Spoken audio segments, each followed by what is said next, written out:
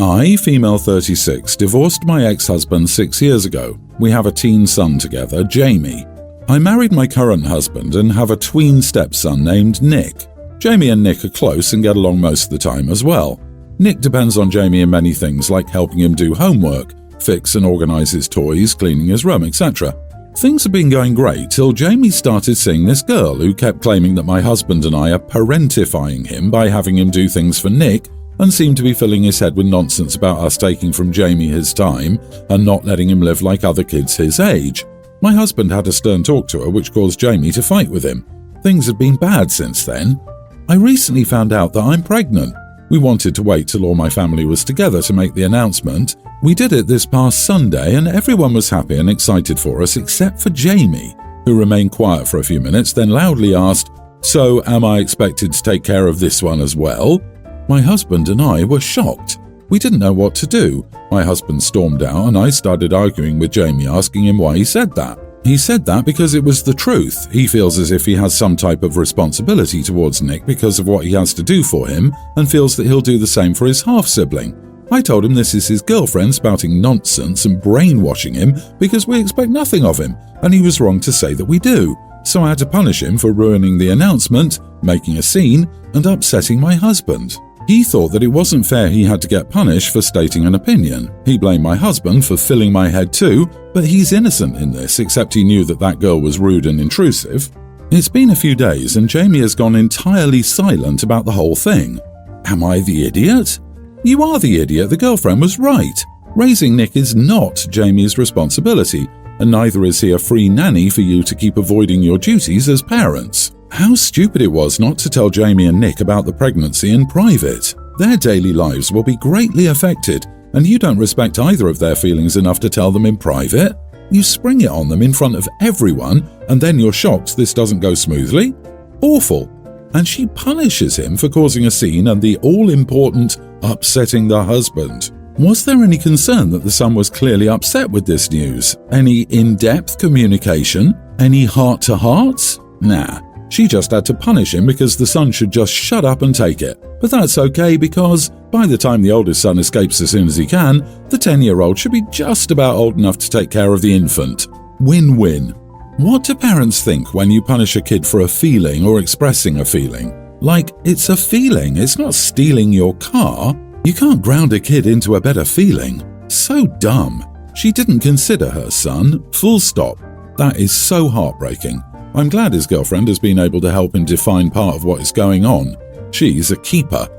You are the idiot, OP. Why haven't you taught your tween how to put away his toys or clean his room on his own? It sounds like there's more to what you're disclosing and that Jamie only realizes that you've pawned off as many of your parental duties to Nick onto him. Your son is right. Helping his brother clean and doing his homework shouldn't be his duty. It's yours and your husband's. And he's right to be upset seeing himself become a free babysitter for your new one. They're too busy making new babies, LOL. OP, your husband acted like a juvenile. Stormed out? Please. Your son has a legitimate concern, and you and your husband didn't like being called out on it. Don't be surprised the day Jamie turns 18 and moves out, but you'll blame the rude and intrusive girlfriend for that too. Me, female 30, and my boyfriend 31 have been dating for 6 months. We met through a mutual friend and things went from there. We don't live together, however we spend enough time together but more outside. A week ago, while we were out with friends, my boyfriend asked if I could make a copy of the key to my apartment. Context: I own an apartment while he rents with friends, and I got upset. I was puzzled, so I asked why. He said he might need to stop by alone or with friends when I'm at work or somewhere else. To be honest, I just didn't feel like it was a good idea, so I asked what business he has in my apartment when I'm out, and he took offense to that. After a few seconds of awkward silence, I told him that I don't feel comfortable having anyone at my apartment unless I'm there, and that he gets to have a copy of the key only if he lives there, and that's it. He got quiet the rest of the evening, but after we left, he sent a long wall of text basically criticizing what I said to him and talking about how I don't trust him. I said that I just didn't think he should have a copy unless he's living with me, and he took it as in I was pushing him to move in, but as far as I know, he lives with many guys paying rent, so not the best living arrangement, and he constantly complains about that. We argued and he insisted that I had no trust in him and that I embarrassed him in front of his friends by declining to let him have a copy of the key. He then hung up and kept sulking. I tried calling him again, but one of his friends picked up and got involved, saying my boyfriend is rightfully upset with me for not treating him as my partner and showing him the respect he deserves. He said me refusing to give a copy of the key means 1. I don't trust him or his friends, and 2. I think he's a thief or can't be trusted with my belongings. I got overwhelmed and started thinking that I flew off the handle and was unfair to him by refusing flat out and then not explaining my point. Am I the idiot? Not the idiot. Why would he need to stop by, alone or with friends, if you weren't there? That's very sketchy. The fact that he keeps pushing is extra sketchy. It sounds like he wants to use your place as his backup hangout spot since he has a bunch of roommates. He's 100% got plans for her place and is too invested in them. It definitely sounds like there's peer pressure behind it somewhere. Maybe one of his friends wants to use it for hookups. Probably also they want to use it to party. I would bet if he had a key it would get trashed all the time. He's gaslighting you, OP, and he's getting his friends to gaslight you too. That's way messed up. When I was 19, I foolishly gave my boyfriend the key. He moved in while I was at work. My apartment became essentially the new party pad, and it took another 6 months before I got the courage to kick him out. He gave me back his only key, yet somehow my stuff kept being moved out or taken while I was out. It was a nightmare until I finally just moved out myself. So not give him a key. If he can't respect your boundaries, you might rethink the entire relationship. OMG, it seems like that was a really good decision to say no, seeing how he reacted. That's your place. The fact that he said he might drop by with friends when you're at work. What? Why would he do that? He doesn't live there. Why do he and his friends need to hang out there? I say drop him. Also, at 30, why are his friends picking up his phone for him to tell you you're awful? Is he a teen? He needs to grow up, and you need a new boyfriend, darling. My 52 female daughter, 28, is expecting her first child with her husband in June. I'm very excited to be a grandmother. My daughter is very excited and can't wait to be a mother. She already has a nursery all picked out, started buying clothes, getting toiletries such as nappies and wipes organised, the works. We have a very close relationship, and she texts me about her first kicks, baby's heartbeat, she has this thing called a Doppler, potential names, etc. I'm thrilled she's so excited and happy because, in all honesty, it was the very opposite of how I felt. The truth is, I hated being pregnant with both my children. Pregnancy honestly scared me. I was anxious all the time, every movement and lack of it made me scared. I hated the feeling of being so heavy and limited in movement, on top of all the normal pregnancy symptoms of fatigue, nausea, swollen ankles, hemorrhoids, sore back, feet, etc. And then don't get me started on the childbirth, which was the next level. Don't get me wrong, I was very excited to become a mum, and I love both my children. They are my absolute world. I just didn't like the process of getting there. She bought one of those baby memory books and has already started by putting some photos of her bump and ultrasound photos in them. For fun, she dug out the baby books I had for both her and younger brother, and we looked through them for a trip down memory lane. For both books, I started at the newborn stage. The pages for 20-week bump and first ultrasound, etc. are blank for both. My daughter asked why this was the case. She always thought maybe it was the lack of technology of the time. For you young'uns out there, yes, we did have cameras and ultrasounds in the 90s. When I told her the truth that I hated being pregnant, it made me scared and anxious, and I didn't want any memories of it. Pregnancy and childbirth terrified me, even for her younger brother when I had a bit more of an idea. I also explained why I was so happy to see her so happy, because I didn't want her to feel like I did.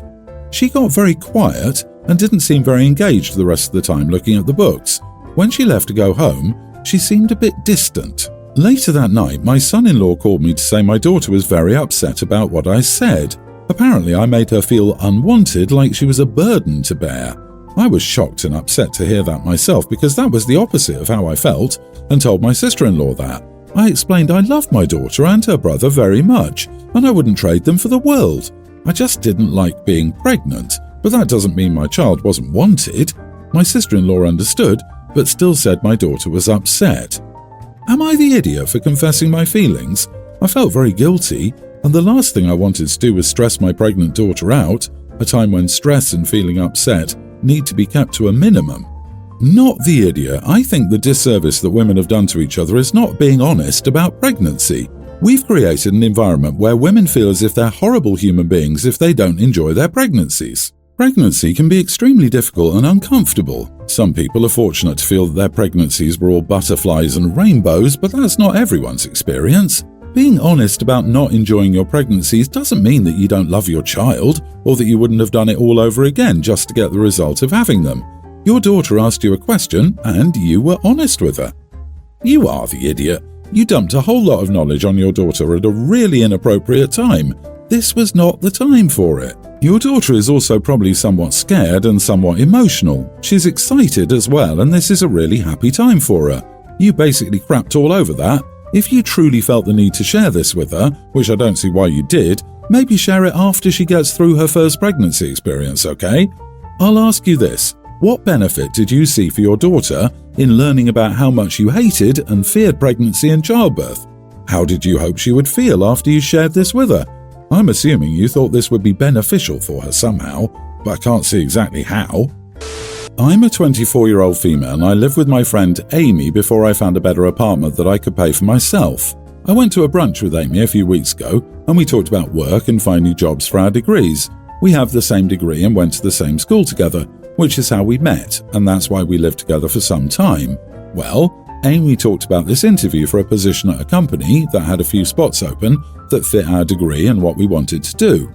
She suggested that it would be great if we both applied and it would be awesome to work together, and I agreed. Well, later that day I looked up what she was talking about and applied for the job and got an interview the next week.